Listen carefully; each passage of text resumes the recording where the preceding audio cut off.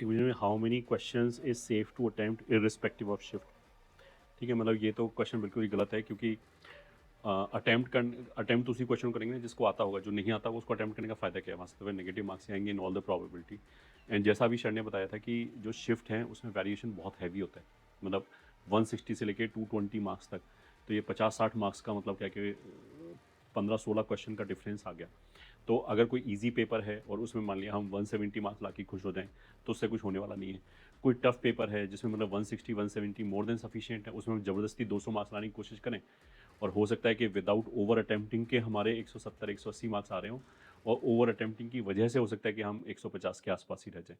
तो ये क्वेश्चन कोई सेंसिबल क्वेश्चन नहीं है। क्वेश्चन तो मतलब ये है कि हमें कितने क्वेश्चन आते हैं, जो भी तुम्हारा प्रिपरेशन लेवल है, और अगर हम कुछ भी एक्स्ट्रा ऑर्डनरी ट्राई ना करें, ये ठीक है, सिंपल वे से पेपर दें, और जैसा हमारा प्रिपरेशन लेवल है उसी के हिसाब से हमारे मार्क्स आ जाएंगे, उसी के हिसाब से रैंक आ जाएगी। कुछ एक्स्ट्रा ऑर्डनरी वहाँ पे जाके हम खराब तो कर सकते हैं, अच्छा नहीं कर सकते। जो क्वेश्चन नहीं आता उसको कर कैसे सकते हैं अगर हमने नहीं किया है ना।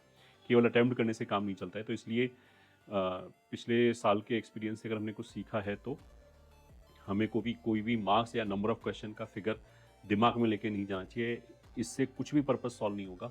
मतलब ऐसा थोड़ा है कि मेरे को क्वेश्चन आते होंगे फिर भी हम हाथ पे हाथ धर के बैठे होंगे, ये भी नहीं होगा। और ऐसा भी नहीं होगा कि जो क्वेश्चन हमको नहीं आता, ये ठीक है, उसको हम कर लेंगे, ये भी नहीं होगा। तो वो तो जो क्वेश्चन हमें आते हैं, बस वी शुड मेक श्योर कि उसमें मिनिमम मिस्टेक के साथ हम कराएं, तो बस हमारा उतना ही रैंक आ जाएगा जितना हम डिजर्व करते हैं।